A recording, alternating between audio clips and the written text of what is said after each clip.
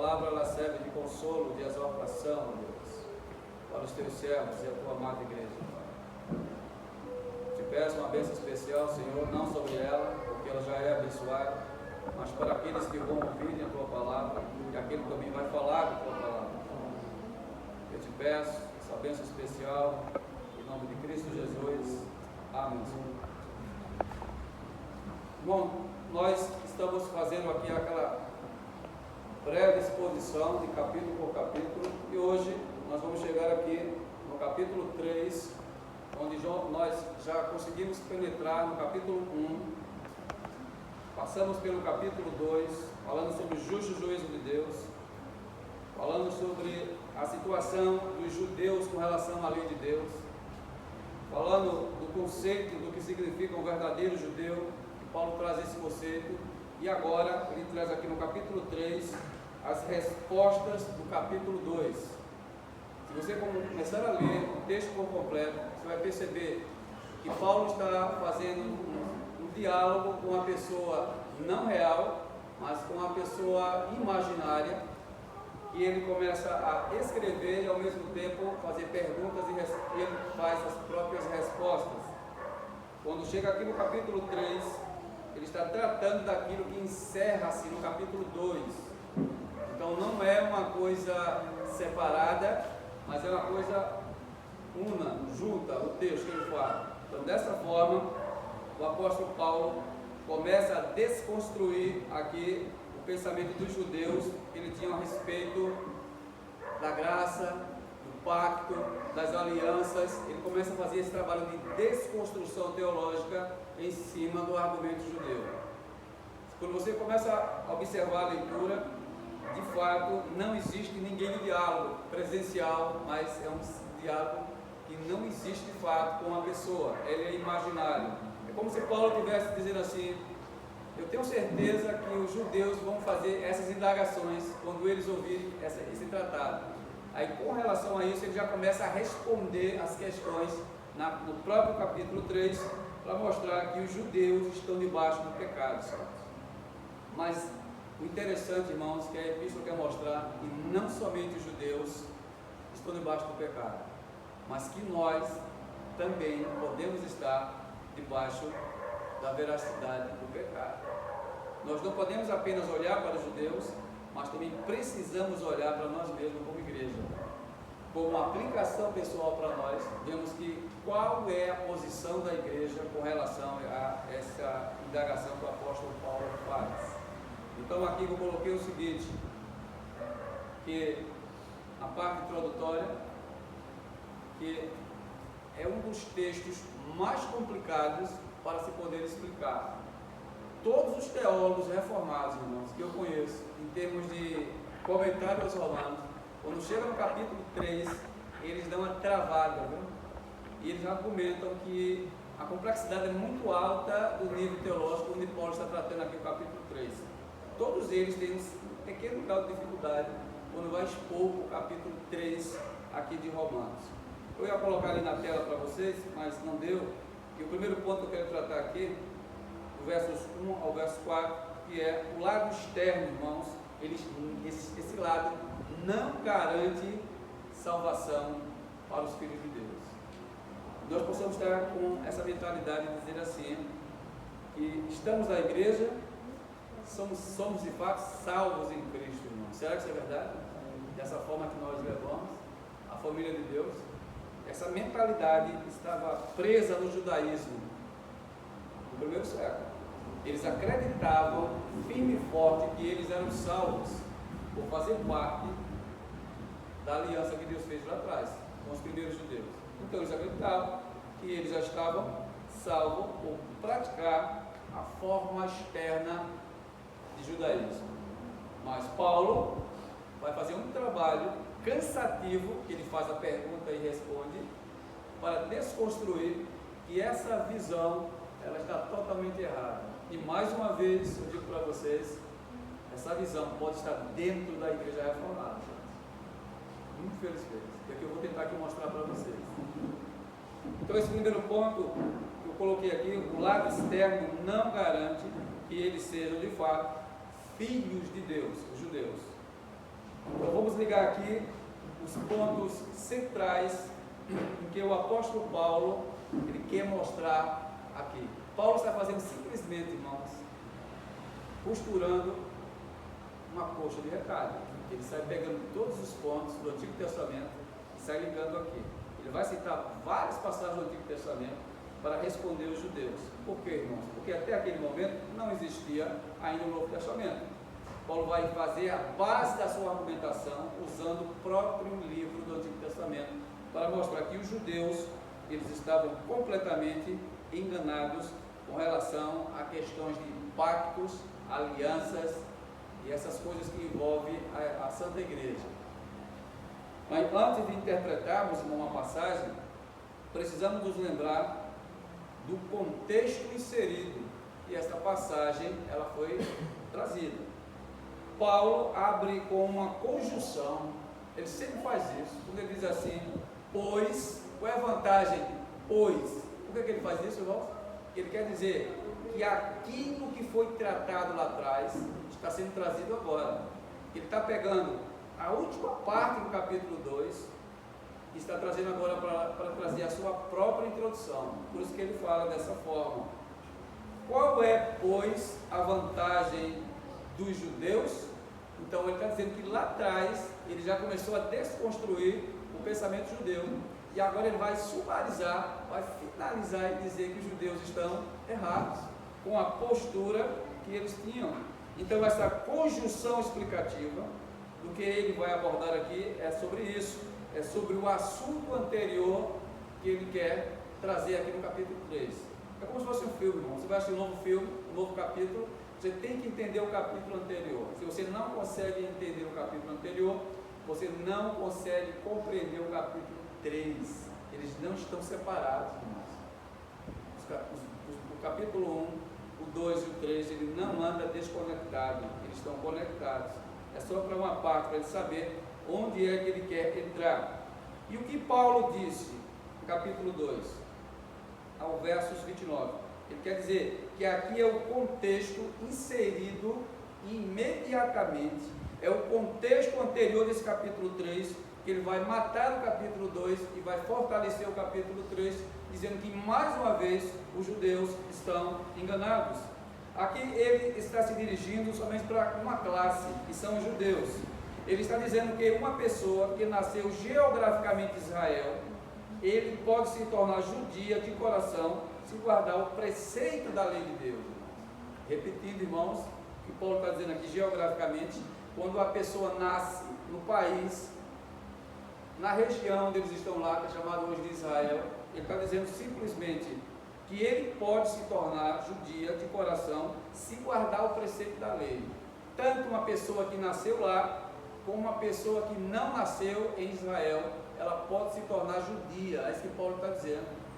Os judeus têm um hábito de dizer que o gentio está fora do projeto de Deus. Aí Paulo está dizendo o seguinte, que você sendo judeu, você para ser considerado um verdadeiro judeu, você tem que estar dentro de um patamar. Se você não estiver dentro desse patamar, dessa forma, vocês não são judeus na prática, irmãos. E um gentio que não nasceu em Israel, veja o que ele está dizendo, um gentio que não nasceu geograficamente dentro de Israel, ele pode ser considerado um judeu melhor do que aquele que nasceu dentro do próprio estado de Israel. Então há um conflito entre Paulo e os judeus, porque Paulo, sendo da tribo de Benjamim, também é judeu legítimo, e Paulo chega a dizer que existem certos gentios que guardam a lei melhor do que os judeus. E quando isso acontece, o que é que Paulo está querendo dizer? Se o judeu, que se diz judeu, que tem sangue judeu nas veias, nasceu debaixo do pacto, das alianças, mas ele não guarda a lei, então ele não é um judeu. E se tem um gentio que não nasceu em Israel, nas suas veias não corre o sangue de judeu, mas se ele pratica a lei, Deus diz que ele é um judeu, e não o que nasceu no próprio conceito geográfico de Israel. Agora veja o contraste e a briga que Paulo está amarrando com esses judeus. Paulo simplesmente está dizendo, vocês e nada são a mesma coisa, vocês não são judeus. Jesus, quando estava teologando com os judeus, em outra questão, em João capítulo 8, Quando Jesus chama ele de filho do diabo, ele diz que nós temos um pai. Essa é a primeira premissa de um indivíduo quando ele não tem argumentação, quando ele não vive dentro do conceito correto. Ele vai buscar justificativa do lado externo. É o que os judeus faziam por excelência. Nós temos um pai, Jesus, e esse pai é Abraão. Assim é. Se Abraão fosse teu pai, vocês não faziam isso que está nas vossas mentes. Que Jesus quer dizer que vocês estão querendo me matar. Se vocês fossem filhos de Abraão, vocês iriam me amar. Mas vocês querem me matar, porque vocês não são filhos de Abraão. Agora vocês têm pai. Ele vai dizer, quem é o pai? É o diabo, que é o pai de vocês. Mas na prática, irmãos, eles eram judeus. Eles nasceram em Israel, mas estavam se comportando não como um judeu anteriormente. O interior deles estavam contaminados. O seu exterior era judaísmo, mas no seu interior, mundanismo puro. Então Paulo vai dizer, Deus nunca fez alianças com vocês que estão aqui na minha frente. E quem estava na frente dele? A classe principal dos sacerdotes. Eram eles que queriam planejar a morte de Cristo. Aí quando Paulo traz isso à tona aqui para eles, é um grande choque. Paulo reforça essa teologia de guardar a lei e ter direito de penetrar nas fileiras da família de Deus. Isso não é trazido para o nosso meio, queridos, está vendo? Eu nasci na igreja X e eu sou só. Tem essa mesma teologia está intrinsecada dentro das igrejas protestantes.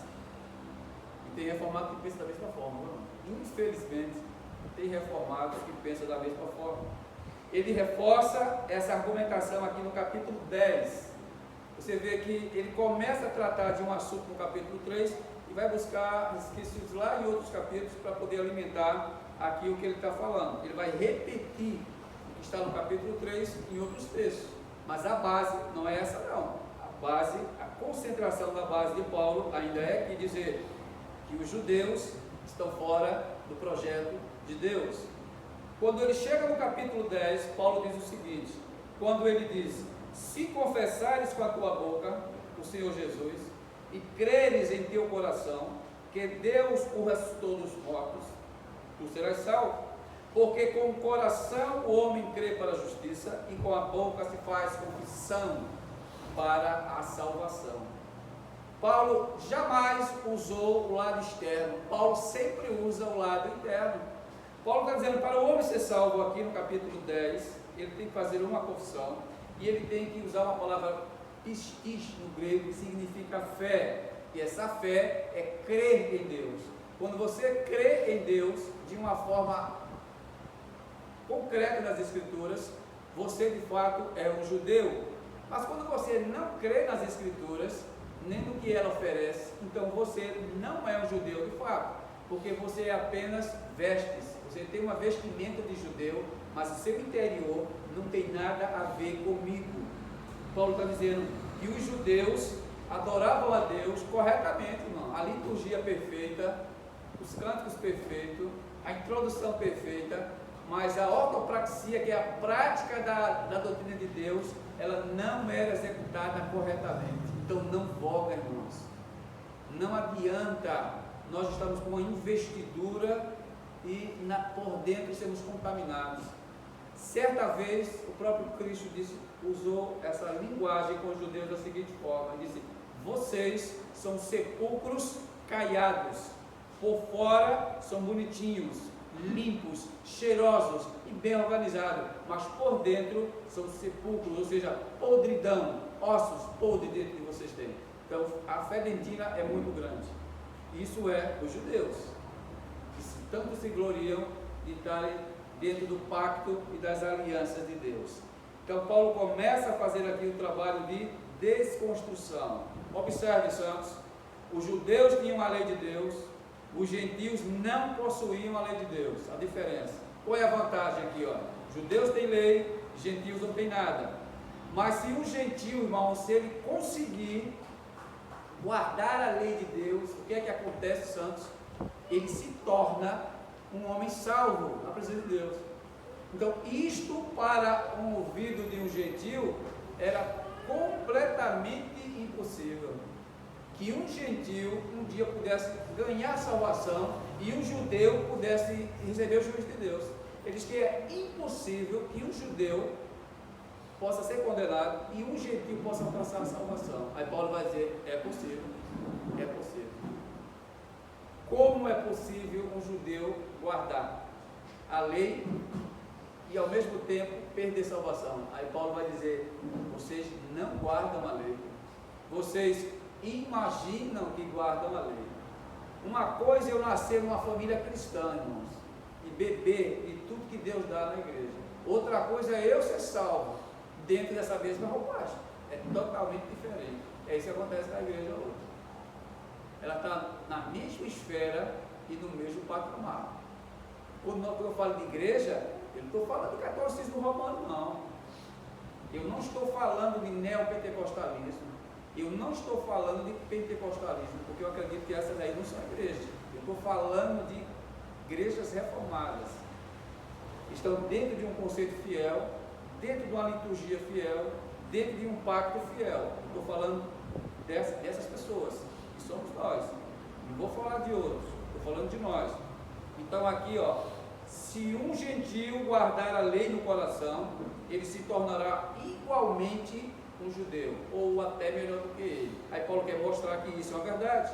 Agora, podemos usar um contexto contrário. Se um judeu que vive fora da lei, ou seja, se ele não guarda a lei, ele vai ser tratado como gentio, ou seja, passivo de receber juízo de Deus, irmãos. Se vocês entendem o que significa gentio, irmãos, gentio é todos aqueles que não nasceram geograficamente em Israel. Tem dois conceitos. Conceito B, gentios são aqueles que estão fora da igreja, chamados de pagãos. Gentios pode ser considerado também dessa forma.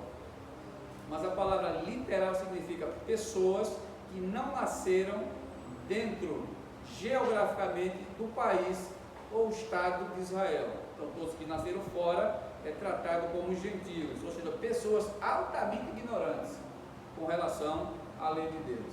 Então os judeus, quando olham para o gentio, eles tratam os gentios dessa forma, que são pessoas fora das alianças, pessoas que Deus nunca pactuou com eles e que são passivas de receberem juízo de Deus. Mas quando as portas do Novo Testamento são abertas, isto é quebrado. E Paulo aqui, ele é o mensageiro que vai desconstruir essa teologia que o judaísmo tem até hoje.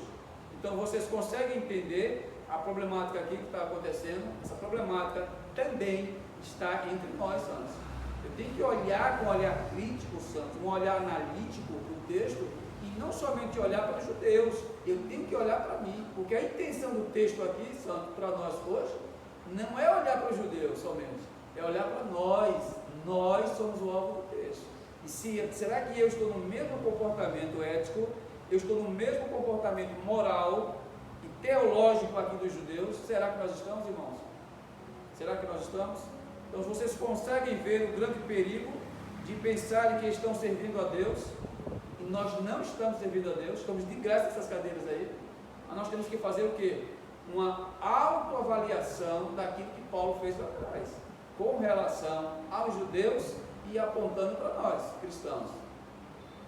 O mais importante aqui, irmãos, é o valor interior do que o exterior. Os judeus priorizavam demais o exterior e ridicularizavam a parte interior. Veja como ele tratou essa questão aqui no versos 28 do capítulo 2, irmãos. Ele diz: porque não é judeu o que é exteriormente, e nem é circuncisão o que é exteriormente na carne.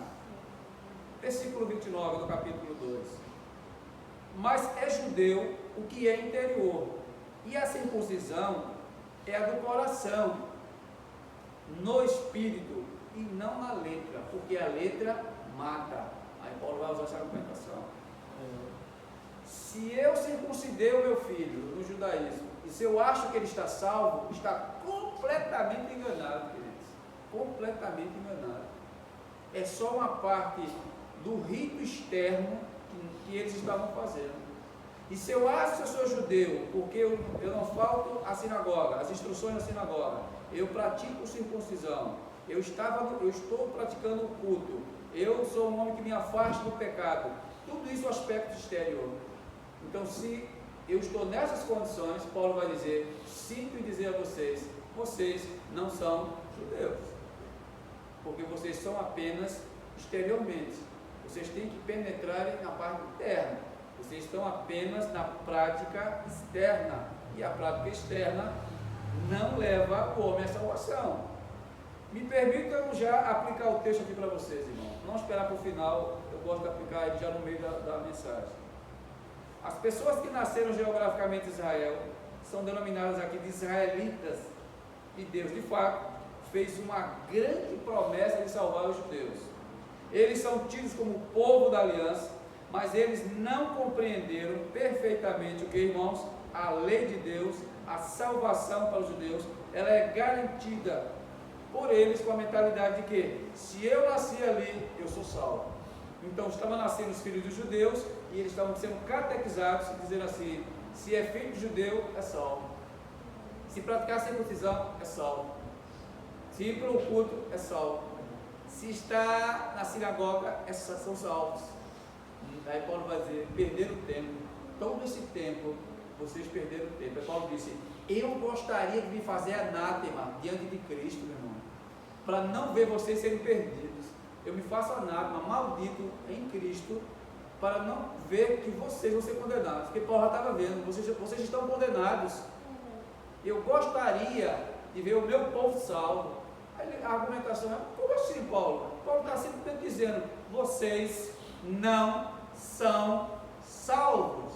Vocês não estão na aliança.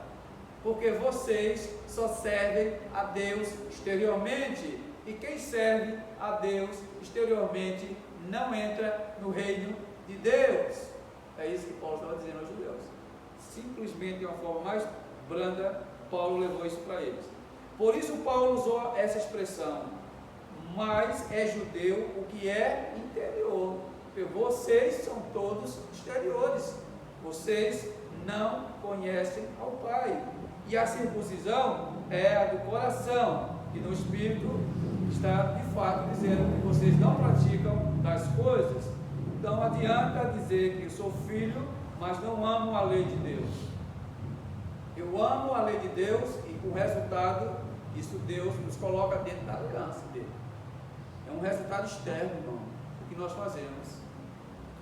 O lado externo é a resposta do lado interno. Não é o contrário não, santos. O lado externo não prevalece sobre o lado interior. Os judeus estavam mortos espiritualmente. Não tinha como eles responderem esse apelo não. Se faz uma pergunta aos judeus e ele consegue responder. O homem consegue evoluir espiritualmente se Deus não conceder graça a ele? O judeu responde não. O homem consegue compreender o evangelho se Deus não imputar isso nele? O judeu responde não. Exatamente. Ele só consegue responder os apelos do evangelho se Deus penetrar na sua mente, se Deus colocar em seu coração a sua vontade. E se ele não fizer isso, nós não conseguimos responder aos apelos do evangelho da lei de Deus. Então é por isso que vocês estão nessa situação. Vocês não conseguem responder os apelos do evangelho. Então, como podemos enquadrar um cristão nesse contexto aqui, Santos? Nós, cristãos, como eu posso entrar nesse contexto judaico, porque ele está falando do povo de Deus? Os cristãos reformados não têm a mesma cosmovisão dos judeus em aspecto soteriológico e aspecto eclesiástico.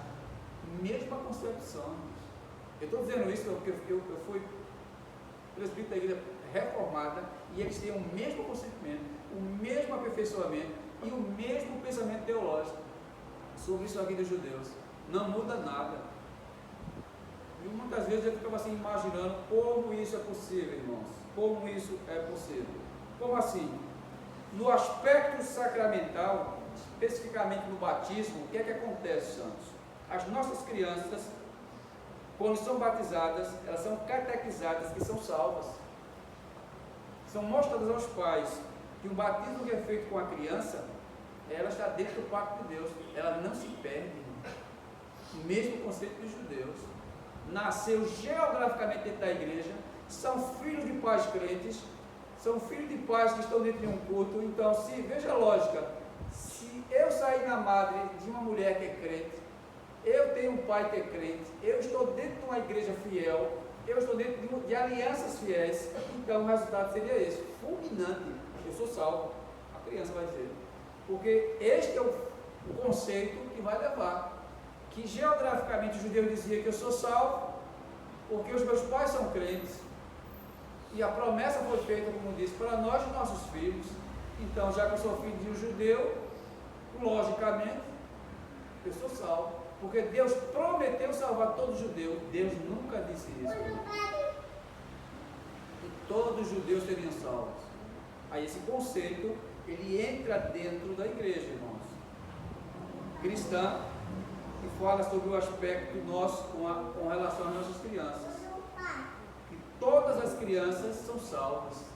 Isso o pastor que estava na minha direção disse. Ele disse que ficou difícil de descer, né? Ficou difícil de descer, irmãos. O batismo não garante salvação de nossas crianças. Com o temor de Deus, irmãos, e pela santa doutrina, nós fazemos o rito do batismo, por ato de obediência a Deus. Mas que esse ato de obediência, ele não possa ficar apenas no lado exterior da criança, queridos. Quando ela crescer e tiver um entendimento do que foi feito com ela na sua infância, ela tem que compreender que aquilo ali, aquele derramar de água, não serviu para trazer ela para o reino, para salvá-la, para tirar ela do juízo de Deus. Mas não. O batismo, ele representa uma forma externa do que está acontecendo internamente dentro da pessoa. Quando o adulto é batizado, o que acontece, irmãos? Era para acontecer dessa forma. Ele só pode ser batizado quando ele crê na veracidade do ensino. Quando ele crê em Cristo de verdade, está autorizado um ministro fiel derramar água sobre o batizando. Porque quando ele faz isso, ele está dizendo que esse batizando, diante das testemunhas que é a igreja e do próprio Deus, ele é uma pessoa salva, porque ele está confessando com o seu coração. Então acreditamos externamente que a pessoa, quando ela é batizada, ela recebe as bênçãos da graça de Deus. Agora, se esse indivíduo está passando pelo processo batismal, for apenas exteriormente, ele não será salvo, irmãos. Porque o batismo é uma evidência de que a pessoa é salva. Agora, se esse batismo, quando for aplicado, for um incrédulo dentro da igreja, ele não recebe bênção, ele vai receber juízo de Deus. Não recebe bênção. É feito aquele pastor reformado que foi para o Peru, e chegou lá no domingo de manhã, a fileira era 3 fileiras gigantescas de mães e pais levando seus filhos para batizar. E ele perguntava aos pais assim: por que leva a criança para batizar? O que significa isso? E os pais disseram assim: não, eu estou fazendo isso porque eu fui batizado aqui nessa igreja. Eu estou fazendo isso porque é uma tradição de trazermos nossos filhos para batizar. Tradição não significa tradição, não. Significa obediência ao Evangelho, santos. Os pais, para levar filhos ao batismo, tem que ser pais fiéis. Obediência do pai. Porque a criança é uma vítima, ela não sabe de nada. Então Deus está olhando para os pais, não está olhando para a criança. Mas vai chegar um dia que essa criança deixará de ser criança. Ela vai professar a sua fé. Agora, se ela não tem dentro dela Cristo, irmãos, o que é que vai acontecer com essa criança? Mesmo sendo de pais obedientes ao Evangelho, o que é que vai acontecer com ela? Vai receber juízo de Deus. É a mesma concepção judaica, irmãos. Eu nasci num berço judaico, cresci numa família judaica e estou achando que sou salvo. Deus nunca prometeu salvação para todos os judeus. Deus nunca prometeu isso. Paulo vai dizer na frente quem são esses judeus que Deus prometeu. Mas cada um deles individualmente, não, irmãos. Essa concepção está dentro das igrejas hoje. Temos que ter muito cuidado com relação ao ensinamento.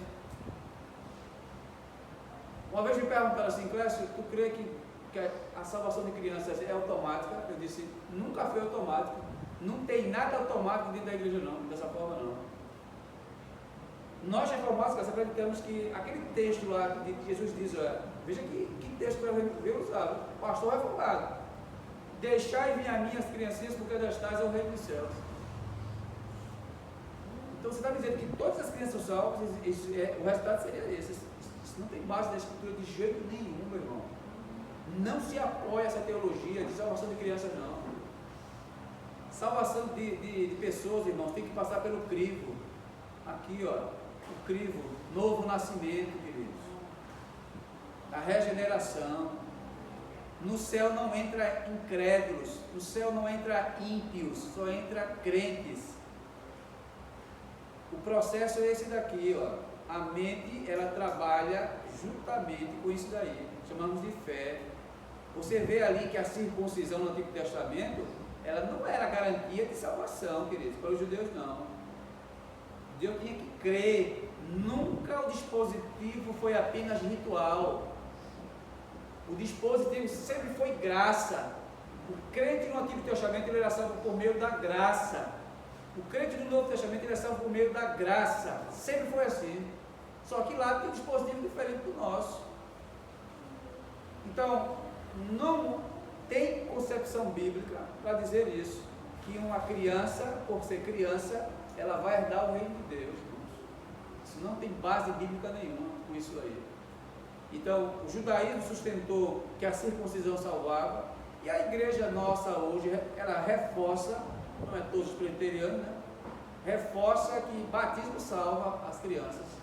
Ela é uma garantia, chamamos de selo pactual, que sela as nossas crianças para a bendita salvação. Poderíamos entrarmos no mesmo conceito judaico, não pensando dessa forma, que as crianças são salvas, porque apenas desceu água sobre elas. Então, o batismo ele é a parte externa, que é a mesma coisa da circuncisão, que é a parte externa. Então, o que Paulo está mostrando aqui é essa grande preocupação, santos, com eles, que essa conclusão delas no seio da igreja aqui não garante de fato que as crianças possam beber da salvação de Deus. Eles não podem penetrar dentro da salvação de Deus. Agora, podemos compreender o seguinte: crianças eleitas, elas galgam salvação. As crianças eleitas. As não eleitas, não tem como, meu irmão, isso é possível. Não tem como dessa mecânica ela poder funcionar. O que Paulo quer mostrar aqui é de que forma que os judeus foram circuncidados. Isto não garantiu a salvação para eles, porque, santos, o ritual foi apenas externamente, porque a verdadeira circuncisão, santos, Paulo diz, é feita de quê? De dentro para fora, santos. Não é por isso que o gentio ele consegue entrar na aliança? Porque o gentio não passa pelo processo de circuncisão. O gentio não passa pelo rito judaico e vai direto ao acesso a Deus. Aí os judeus ficam loucos quando escutam um negócio desse. Ficaram loucos. Porque está vendo você essa criança que foi circuncidada, e aquela criança que não foi circuncidada, aquela tem mais potência do que aquela que foi circuncidada. Aquele judeu que foi circuncidado tem menos potência do que aquele gentio que não foi. Porque aquele gentio, ele crê com o seu coração que Jesus Cristo é Deus. E vocês que são judeus, que tem os oráculos, eu vou falar um pouco disso lá na frente, de Deus, não consegue enxergar Cristo como Deus. O gentio consegue enxergar Cristo como Deus, no seu coração, ele ama Deus. O judeu que tem os oráculos de Deus, que tem a própria lei, não consegue acreditar em Cristo. Aí Paulo disse, trocou, as posições foram trocadas. Juízo para os judeus, salvação para os gentios. Porque os gentios creem em Cristo como Deus. E vocês não acreditam, não. Vocês têm a potência de Deus. Veja que diferença, irmãos. Os judeus tinham toda a bagagem da lei, ou seja, tinha uma enciclopédia completa de Deus. Os gentios, fragmentos, muito fracos. Então, quem era para ter esse conhecimento nato de Deus, eram os judeus. Mas eles não tiveram, irmão. Mas os gentios tiveram conhecimento pleno de quem era Jesus Cristo. Então Paulo começa a dizer que isso não é possível para eles. O que ele quer dizer aqui é o seguinte: não adianta eu ser circuncidado, não adianta eu ser batizado, se eu não amo a lei de Deus, irmãos. Não é isso que acontece conosco hoje? Temos uma super teologia e uma pouca autopraxia, e mesmo assim temos a cara de pau de dizer que somos cristãos? Não pode, meu irmão. O lado externo é uma resposta do lado interno. Se eu disser, irmãos, exteriormente que sou uma coisa, esse lado interno tem que aprovar. O lado interno é o lado que nós dizemos que amamos e confiamos em Deus. Somos escravos da lei de Deus. E quando estamos apenas praticando cristianismo, quando apenas estamos praticando judaísmo com o lado externo, isso não voga de nada, irmãos. Não voga de nada. Porque nós não amamos de fato a Deus. Somos superficiais em nossa autopraxia. Cristãos reformados do século XXI não gostam de autopraxia. São poucos que gostam de autopraxia. Quando tu olha a teologia clássica, irmãos, todos os homens tinham autopraxia. Todos os homens praticavam o Evangelho. Tanto interno, amavam a Deus, como a parte externa. Hoje não, é muita coisa intelectual. Você vê, pode ver. São muitos homens intelectuais no meio das nossas igrejas, mas pouca prática no meio desses homens. Pouca prática. Então não voga muito não, santos. Não adianta ter um intelecto avançado se a prática não corresponde com o lado interno, santos. Não adianta não. Veja, quando nós apontamos o nosso dedo, que é grande, dedo reformado é gigantesco, vai apontar os outros. Viu? Quando os canhões estão apontados para o catolicismo romano, os canhões bombardeiam o catolicismo romano, dizendo isso. Doutrinas erradas, autopraxia errada. Está correto, eles estão corretos quando dizem isso. Os canhões agora se envolvem para o pentecostalismo. Nós metralhamos os pentecostais. Está correto, o canhão está correto, está na posição correta, o calibre está calibrado e os tiros estão corretos, porque de fato são heréticos nas suas doutrinas. Está correto, mas não é só isso, irmãos, apontar, disparar a teologia deles. Tem que parar com isso. E o lado interno nosso, que nós não conseguimos praticar o Evangelho, como é que fica? Nosso lado. Nós não conseguimos evoluir nessa parte. Então nós estamos errados, porque temos os oráculos de Deus e não conseguimos praticar aquilo que os oráculos dele. Então, estamos na mesma situação praticamente que os judeus. Então aqui mostra que as crianças que foram circuncidadas ou batizadas, em nosso caso, elas não têm a capacidade de declarar a fé em Deus, isso é prático, mas elas vão crescer e ter no futuro o que? Tem que ter essa visão sobre Deus. Que elas têm que crer no Evangelho, irmão. Tem que acreditar no Evangelho.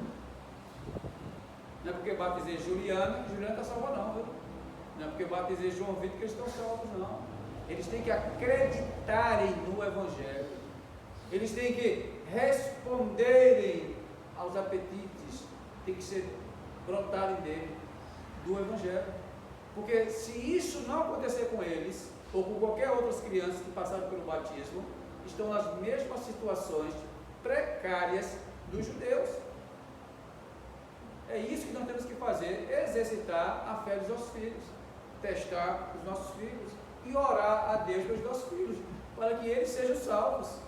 Porque Deus tem que injetar neles, irmão, aquele desejo volitivo de querer Deus. Porque se isso não acontecer, irmãos, não são salvos. Não são salvos da mesma forma que os judeus estavam tratando o Evangelho. Então a nossa situação presbiteriana, ela se enquadra basicamente nesses pilares. Fomos todos batizados, mas nem todos correspondem ao que tem que ser feito. É só você passar umas férias dentro de uma igreja reformada, presbiteriana, você vai ver que isso é uma realidade. É uma desunião dentro das igrejas presbiterianas, somos nós. É uma falta de amor dentro das igrejas presbiterianas, que somos nós. uma falta de comunhão tremenda e uma falta de respeito à doutrina, queridos, que não respeitam a doutrina. Então, nesse aspecto, nós temos muita carga teológica na cabeça e pouca ortopraxia em nossos corações com relação à lei de Deus. Mas mesmo assim, temos a cara de pau de dizer que somos cristãos. Não vivem de acordo aqui com o Santo Evangelho. E essa palavra eu uso muito, eu estou até cansado de falar dela, de ortopraxia, que ela tem que ser colocada na prática em vocês. É o resultado daquilo que foi operado, irmão. Deus fez uma cirurgia em nossos corações para colocar isso, essa prática. Isso vem de Deus. Eu só consigo praticar se isso for operado pelo Espírito Santo em nós. E por isso que muitos de nós, presbiterianos, não conseguimos evoluir no aspecto espiritual. Não se batizam, não tomam ceia, não participam de estudos, não fazem evangelismo. Eles estão dentro de um padrão totalmente fora do conceito do que é ser cristão, meu irmão. Totalmente fora, querido, do que é ser um cristão. Culto, é o culto mesmo. O culto é uma das práticas externas que respondem ao apelo interno. O cristão tem que estar no culto, meu irmão. O cristão tem que estar no culto, santos. Aí você começa a entender. Os cristãos hoje, eles optam, é opcional o culto de hoje. O culto hoje é opcional. Eu vou apertar a tecla aqui, sim ou não. Não existe tecla sim ou não. É somente sim, irmãos. Culto é a resposta do cristão para com Deus. É a resposta dele, que ele entendeu que ele é um pecador depravado e que merece o quê? Receber graça. É uma resposta que ele dá para Deus por tudo aquilo que Cristo fez a ele. Aí o que é que o culto faz? Aí o indivíduo vai para o culto para receber. Ele não vai receber nada do culto, não. Ele vai oferecer no culto ao Senhor. Então entendemos tudo errado. Entendemos tudo errado sobre a questão do que Paulo está falando aqui. Mas mesmo assim, se batizaram. Então, por esse motivo, Paulo chama a atenção que o conceito tem que ser desconstruído da mente desses cristãos nos dias de hoje. Altamente tem que ser destruído, santos, para que eles coloquem a sua mentalidade na posição correta. Irmãos, eu trabalho bem distante aqui da congregação, eu trabalho distante. Viu? A vida minha esposa sabe, ela não corre, ela vê a minha preocupação com vocês, para estar aqui com vocês, para estar na escola bíblica, para estar nas doutrinas, para estar no seminário e principalmente no culto. A minha mente ela não consegue ver eu fora desses ambientes. Não. Aí quando eu chego atrasado, eu até falo para o menino que eu passo no Instagram, no Zap, eu fico assim um pouco aperreado quando eu chego atrasado no trabalho, na igreja. Largo lá de 5 horas, onde vai aquele tubo, no cabo todinho. Aí quando chego aqui já é mais de 7 horas, muitas das vezes. Aí eu fico assim, preocupado com você. Né? Agora, isso é para o trabalho secular, jamais. Quando é o culto, não. O culto é inegociável. Não posso faltar o culto, não. Pode estar chovendo canivete na rua, mas temos que estar no culto, santos. Por quê? Porque é um ato de devolução para Deus que nós fazemos. É um ato de reconhecimento desse miserável que está aqui, que Deus nos tirou das trevas e colocou em plena luz. Então Paulo quer mostrar aqui que essa primeira cirurgia que Deus realiza é na alma do indivíduo, santos. Ele foi lá e fez essa cirurgia, que chamamos aqui de novo nascimento. Esse implante que é o Espírito Santo, santos, ele coloca nele, é a semente divina no seu coração. Deus colocou essa semente divina aqui em nossos corações. O que eu quero dizer, santos, é a mesma coisa que o apóstolo Paulo disse lá atrás. Não adianta receber o melhor culto, não adianta receber as melhores promessas, não adianta ter a melhor teologia, e essas coisas não salvam vocês. Não salvam vocês e não garantem salvação para vocês.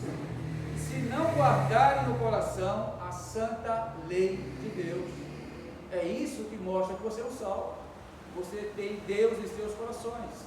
Vocês amam a lei de Deus. E vocês guardam a lei de Deus. Isso demonstra que nós estamos no patamar superior. Os judeus guardavam apenas a parte externa. não amava de fato a lei de Deus. Os cristãos hoje estão fazendo a mesma coisa, irmãos, semelhantes. É muita teologia na cabeça e pouca prática, é a mesma coisa. Está vivendo praticamente o ressuscitamento do judaísmo do primeiro século. Não podemos entrar nessa. Então, Paulo, no mesmo instante, traz indagações para serem respondidas. E quais são as indagações que ele traz aqui? Qual é a vantagem de ser judeu? Ele faz a pergunta e ele mesmo responde. Qual é a vantagem de ser judeu? E Paulo responde da seguinte forma. Agora, a resposta assim, mais gradativa, mais pesada, vai estar no capítulo 9 de Romanos. Ele diz assim, que existem muitas vantagens concedidas por Cristo aos judeus. Ele diz a primeira aqui: e eu digo a verdade em Cristo e não minto. A minha consciência também me dá testemunho do Espírito Santo, e que tenho grande pesar e contínua tristeza no meu coração, porque eu mesmo desejava ser amaldiçoado por Cristo e por meus irmãos, meus parentes segundo a carne, que são os israelitas, os quais pertencem à adoção e à glória e os pactos e a entrega da lei e o serviço de Deus e as promessas. Tudo isso aqui foi bênção que Deus deu para os judeus. Ele vai dizer, qual é a vantagem disso? Ele vai dizer, as vantagens? Vocês fazem parte da adoção, vocês têm a glória de Deus, vocês têm os pactos, a lei, o serviço e as promessas foram embutidas para vocês. Essas são as vantagens. Quer mais vantagens? Então, isso é vantagem sobre os gentios. Então, temos aqui uma lista repleta de benefícios e vantagens que os judeus receberam da parte de Deus, que os gentios não possuíram. Então, os gentios foram sempre pobres e os judeus sempre ricos diante deles. Mas no capítulo 3, Paulo argumenta apenas uma delas, que é a principal. Aí Paulo vai eliminando aquelas que estão aqui no capítulo 9 de Romanos e vai apenas trazer uma. E essa uma, ele vai dizer assim: muitas, sobre todos os aspectos, principalmente, ou que ele quer dizer, primeiramente, porque lhe foram confiados os oráculos de Deus. Aqui está a cereja do bolo da texto. A grande vantagem dos judeus sobre os gentios foi que os judeus tinham os oráculos de Deus e os gentios não tinham isso. Os gentios não tinham a oportunidade de se consultarem com Deus, porque isso era somente entre os judeus. Na prática, irmãos, o que são os oráculos de Deus? O que significa um oráculo, irmãos? Temos oráculos em cada camada da sociedade, cada uma delas. Mas quando Paulo diz aqui que foi dado aos judeus os oráculos, ele está dizendo que foi dado aos judeus as sagradas escrituras. Ninguém possuía as escrituras, mas somente os judeus. Aqui apenas uma porção do cânon foi dado aos judeus, que é o Antigo Testamento, queridos. O apóstolo Paulo usa esse nome oráculo da cultura mais popular, irmãos. O que acontecia, irmãos? Isso acontecia principalmente com generais, pessoas do alto escalão. Um exemplo: pessoas estavam com problemas em qualquer área, vamos procurar um oráculo, um gentio, e eu quero saber a vontade de certo Deus sobre a minha vida. Aí chegava lá na pitonesa, pedia direção para ela. Ela iria jogar búzios, iria chamar os espíritos para que ajudasse a pessoa que está aqui. E ela, o espírito que estava na pitonisa, ia trazer a revelação fresquinha do Deus dela, ia trazer para o pedido. Assim disse Deus para você. Ó. Aquele filme ali, Os 300, se vocês quiserem ver isso na prática, aquele filme Os 300, quando o rei de Esparta ele está aperreado, ele vai até os oráculos. Né? E lá o oráculo está lá, né, se manifestando uma moça, e a moça diz assim a ele: não vá para a guerra, porque você vai morrer. Está certo que ele morreu, mas o oráculo disse: não vá. E ele teimou, pegou 300 homens e foi batalhar. Se lascou-se porque desobedeceu o oráculo. Mas isso é um oráculo. O divino se comunica com a pitonisa, que é o feiticeiro, e o feiticeiro passa a mensagem fresquinha para ele. Então, nesse sentido, isto é um oráculo, irmãos. Isso acontece muito no mundo gentílico, mas no povo de Deus também acontece, viu? Acontece. A gente vê muito hoje aí, os profetas são os oráculos, pessoas buscando a resposta de Deus com os oráculos, não? Falsos profetas, a gente vê muito hoje no pentecostalismo isso. Mas no meio do povo judeu também aconteceu isso. Saúl estava aperreado. Diz o texto, irmãos, em 1 Samuel 28, que Saúl falou com Deus, pediu a Deus, implorou a Deus para que Deus respondesse as petições. Deus fez o quê? Ficou calado. Então, quando ele olha para o exército dos filisteus, ele diz o texto, irmão, criou temor dele, ficou apavorado quando ele viu o exército dos filisteus, ele tremeu na base, né? E disse: estamos perdidos, tenho que ter uma resposta de Deus, o que é que vai acontecer? Aí Deus não responde, o que é que ele faz? Ele quebra o próprio decreto que ele construiu, porque Saul disse: vou matar todas as feiticeiras, todos os bruxos que tiverem aqui, vou acabar com eles. Aí ele pergunta aos seus assessores: existe alguma pitonisa sobrando aí? O rapaz diz: tem uma, eu conheço ela voz. Vou lá. Ele troca de roupa e vai até a casa da feiticeira. E chega lá todo encapuçado e pergunta a ela sobre o serviço dela. E ela disse: mas rapaz, como é que tu tem essa capacidade de fazer isso, rapaz? Tu vem na minha casa me desafiar, para me matar, tu faz um decreto para me matar e tu quer me testar? Ele fala: não quero fazer isso não, vou fazer isso com você não, eu juro pelo Senhor que eu não vou te matar, mas faz-me o que eu quero saber. Ele disse: o que eu quero saber? Eu quero falar com Samuel. Aí ela invoca os espíritos, irmão, porque ela tinha autoridade para isso, viu? Ela era uma feiticeira, ela invoca, porque aqui entendemos da seguinte forma: o juízo de Deus estava sobre Saul. Deus pode usar quem ele quiser, irmão, para trazer juízo.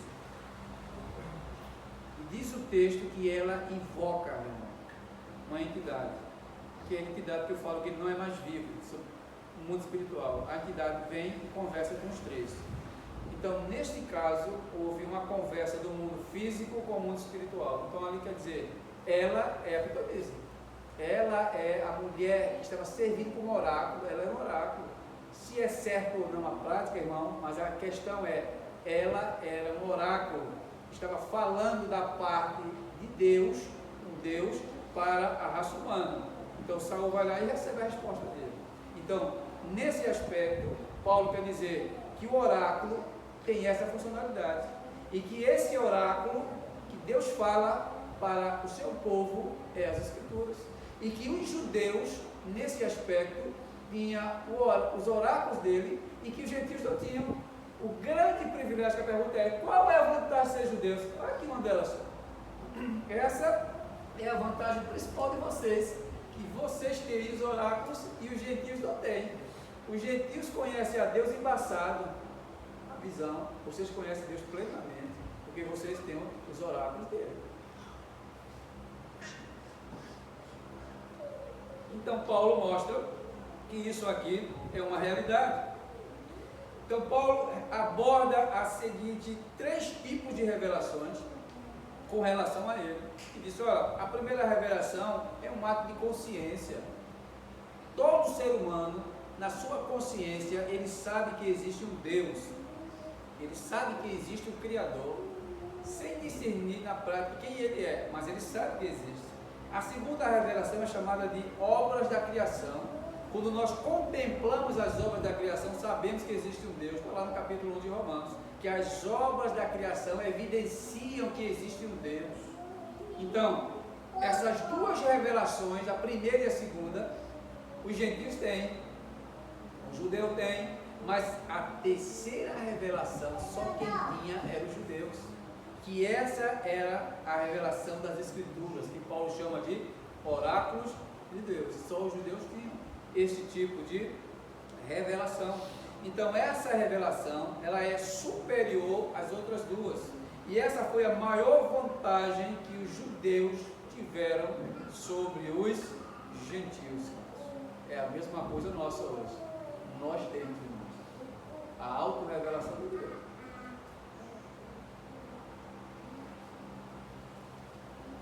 Conversa com uma pessoa que não seja reformada. Quando você conversa com ela, porque ela não sabe quem é você.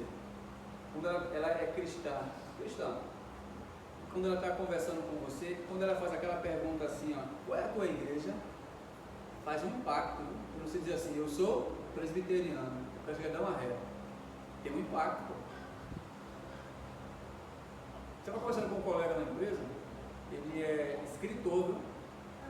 Ele jogou os livros. Eu fui dar os parabéns para ele. Meu gerente fez, você vai conhecer uma pessoa, eu vou entregar essa pessoa nas suas mãos. Eu disse, tá bom, eu quero conhecer. Quando eu cheguei lá, a primeira coisa que eu entrei, eu fui procurar essa pessoa. Aí quando eu vi, a pessoa é aquela da vez, fui falar com ela. Eu fiz, tudo bem, fulano? Ele fez, tudo bem, eu sou teu carregado, prazer em conhecê-lo. Aí fui puxando a conversa, eu fiz, estou aqui diante de uma pessoa famosa. Ele, mas por quê? Eu estou diante aqui de um escritor. Você não é escritor, né? Eu sou. Qual foi os livros que você fez? Ele fez A, B, já estou com o projeto de fazer outros. Que bênção, que maravilha, irmão. Aí conversando, ele fez, Clécio, qual é a tua igreja? Eu fiz, eu sou presbiteriano. Ele chega e deu uma resposta, meu Deus, presbiteriano tem muito conhecimento, meu irmão. Eu disse, que bom, meu irmão, você pensa dessa forma, irmão. E é verdade, viu? O verdadeiro presbiteriano tem autoconhecimento. É verdade. Agora, que essas falácias, irmãos, desse autoconhecimento, que é os oráculos que nós temos de Deus, essa visão de Deus, tanto interna como externa, está em nossas mãos. A teologia reformada, podemos dizer hoje, irmãos, que esses oráculos de Deus, que eu sei que é o cânon, mas nós temos a porção principal de Deus, essa autorrevelação que nós recebemos, desse conhecimento doutrinário, que as outras pessoas não conhecem, irmãos, e que nós conhecemos hoje, podemos acreditar que é uma obra do Espírito Santo, que Deus abriu as nossas mentes, colocou em nossos corações esse repositório desse autoconhecimento, e que hoje nós bebemos, muitas vezes arrotamos teologia. Temos tanta teologia, irmãos, para dar e vender às pessoas. E o conhecimento não é um conhecimento passivo, ele é altíssimo, irmãos, em nível acadêmico. Quando você conversa com um presbiteriano em termos de escritura, você vai ver a profundidade de certos presbiterianos que nós conversamos. Então, o nosso conhecimento não é baixo, não é médio. O nosso conhecimento é elevadíssimo, santos. O que eu quero dizer aqui? Que da mesma forma que os judeus se comportaram lá atrás, com esse autoconhecimento que eles tinham, do cânon do Antigo Testamento, esse privilégio que eles tiveram, nós também temos esse privilégio hoje. Mas que esse privilégio, ele não possa se igualar ao judaísmo. Temos que sermos humildes, irmãos, ao pensar. Temos que ser misericordiosos na praticidade. Nós não somos, atropelando as pessoas. É só você ver quando acaba um culto presbiteriano em algumas igrejas, na comunhão, a gente vê grupinhos de pessoas conversando. É um querendo ser melhor do que o outro, é um querendo botar o outro para trás, é um querendo ter mais conhecimento do que o outro, é um humilhando o outro. Então, esse tipo de prática, isso não provém do Espírito Santo. A finalidade da lei para nós hoje é conduzir a igreja a um patamar elevadíssimo de santidade, de piedade, irmão. Leia material de Gerald Pick sobre piedade, vocês vão entender o que eu estou falando. Eu estou para ver um cristão mais piedoso do que ele, em termos práticos, do que Gerald Pick. Então, tem um autoconhecimento, mas parece que não tem conhecimento. Então, você está conversando com as pessoas. Ele tem um autoconhecimento para ajudar a própria igreja e a disseminar o Evangelho, irmãos. É um dos maiores pecados nossos. Não conseguimos disseminar o Evangelho. Mas, Clécio, eu não tenho tempo para fazer evangelização. Tem, meu irmão, eu sei que você tem. É porque você não quer ter tempo. Essa é a verdade.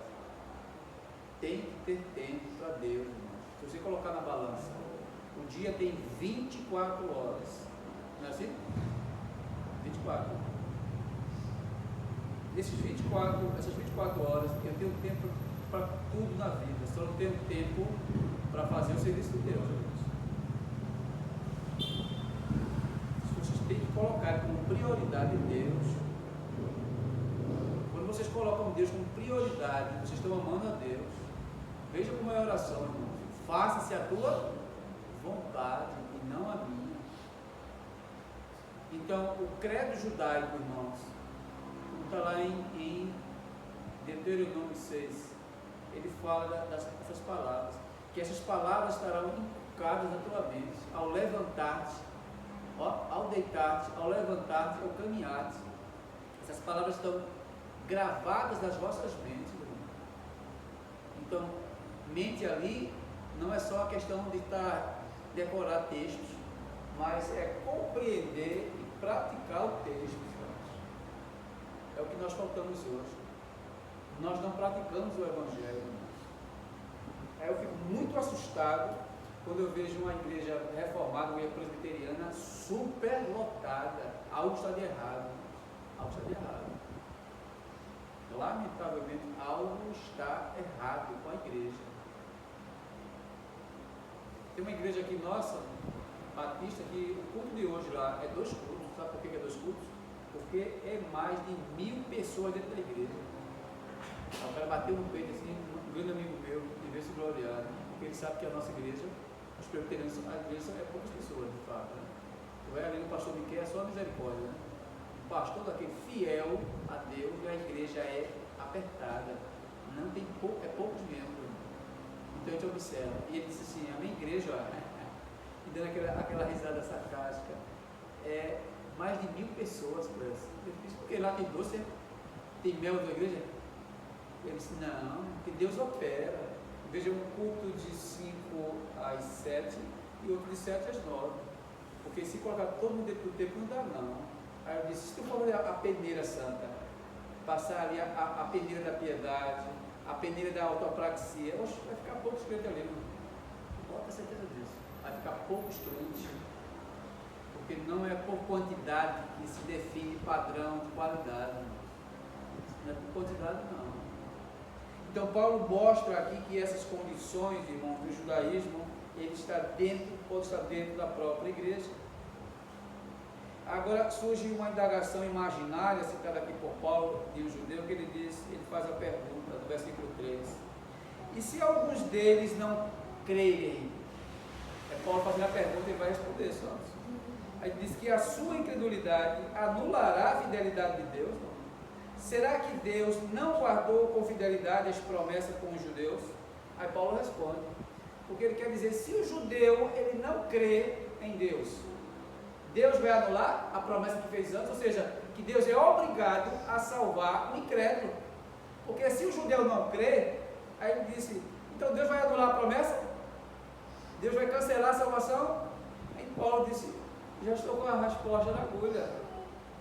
Porque eles não tinham compreendido, irmãos, que era um segredo, mas eles estavam imaginando que era todas as pessoas. E Paulo disse, de forma alguma, sim que Deus seja verdadeiro e todo homem mentiroso, como está escrito, para que seja justificado em tuas palavras e venças quando fores justificado ou julgado. E isso é o que está acontecendo. A resposta do apóstolo é parcial. Em Romanos 9, ele responde que a salvação, como promessa, foi guardada exclusivamente para os eleitos de Deus e não todo Israel. Então é por isso que certos judeus não são salvos, porque Deus fez a promessa somente com os eleitos, que ele chama de remanescentes. A palavra que ele usa aqui é essa, esses remanescentes, que este grupo que é seleto é que será salvo. Esse grupo vai ser salvo. Foi essa promessa que Deus fez lá atrás, Abraão. Foi essa promessa que Deus vem fazendo durante séculos. Os eleitos é que serão salvos. o fator secundário de que os judeus não creram em Jesus é por causa da eleição, santos. Por que os judeus não acreditaram em Cristo? Por que os judeus mataram Cristo? Por que os judeus crucificaram a Cristo, santos? Porque eles não eram eleitos de Deus. Porque se fosse eleito de Deus, eles jamais teriam crucificado a eles. Deus apenas abre o entendimento e a fé para que as pessoas possam aceitar a Cristo. Porque se Deus não abrir a mente, porque se Deus não der fé, Ele vai continuar no seu lugar estático para sempre, no seu estado de incredulidade. Aí Paulo argumenta que todo homem seja mentiroso e Deus verdadeiro. Os judeus estavam enganados com respeito à salvação e à fidelidade de Deus. Então Paulo cita uma passagem bastante conhecida, que dizia assim: então quer dizer que se eu for pecador, incrédulo, na minha prática, Deus não faz promessas comigo? Aí Paulo cita algo que Paulo vai buscar a resposta, Salmo 51. Paulo vai abrir o Salmo para a gente pregar na casa dos judeus.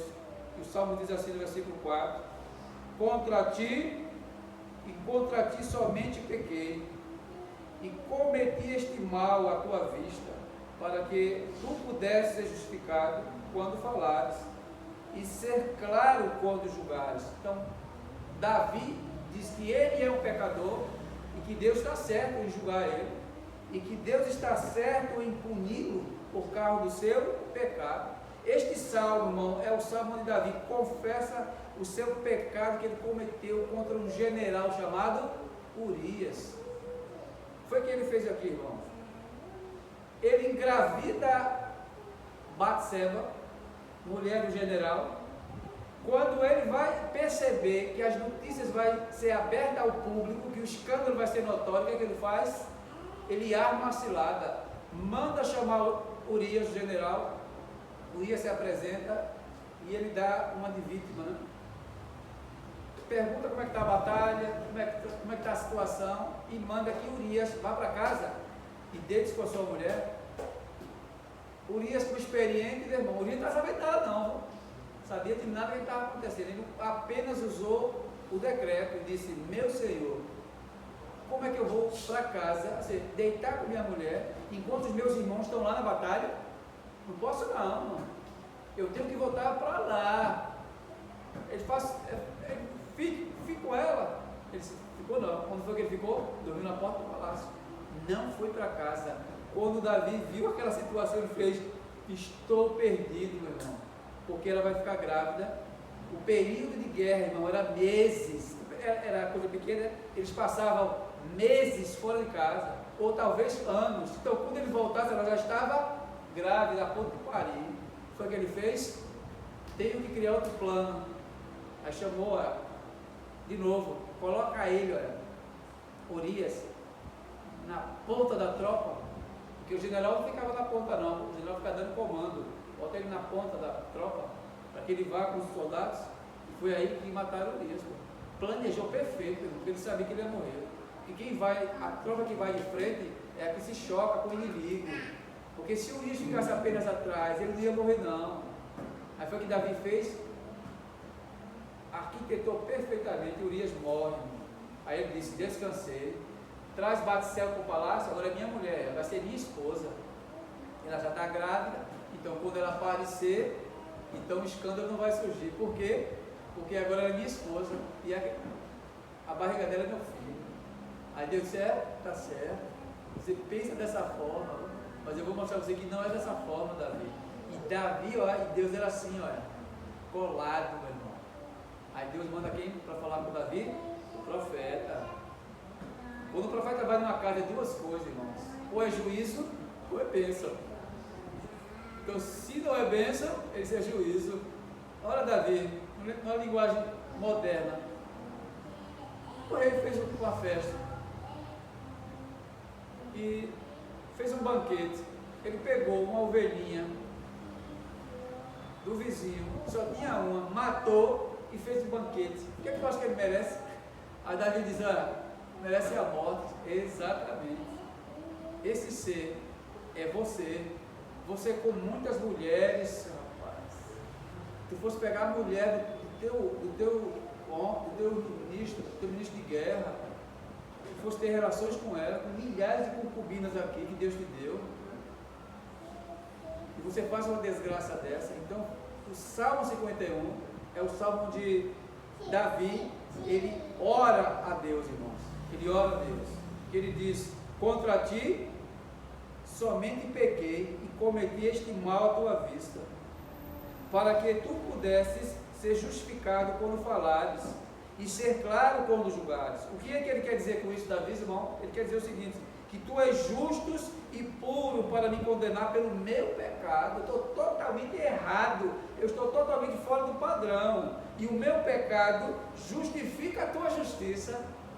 Aí ele agora matou a charada. O meu pecado serve para a tua glória, Deus.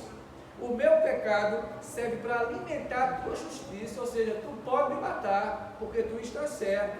Então Paulo pega essa passagem e joga na frente dos judeus, e justifica contra os próprios judeus da seguinte forma. Ele diz: da mesma forma que o pecado de Davi, e que Deus o castigou, que Deus puniu Davi, isso significa que Deus abandonou a Davi, irmãos? Abandonou não, irmão. Deus não abandona aqueles que estão debaixo da promessa. O que Deus quer dizer, o que Paulo quer mostrar para os judeus é o seguinte: que Deus jamais abandona as suas promessas, mesmo se formos incrédulos. Então ele diz: nós não fomos incrédulos, ele simplesmente quer dizer: vocês são incrédulos, mas vocês não são eleitos. Davi foi incrédulo, mas Davi é um eleito de Deus, e jamais Deus abandona a promessa com os seus escolhidos. Então ele fecha o versículo 4 dizendo: a promessa continua de pé com o povo de Deus. A promessa está intacta com o povo de Deus, porque mesmo pecando, Deus mantém a sua palavra de fidelidade contra o seu povo. Mas eu quero fechar aqui dizendo o seguinte, santos, que este conceito nós não podemos ter, santos. Nós não podemos estarmos confortáveis com o Evangelho. O Evangelho não proporciona conforto, irmãos.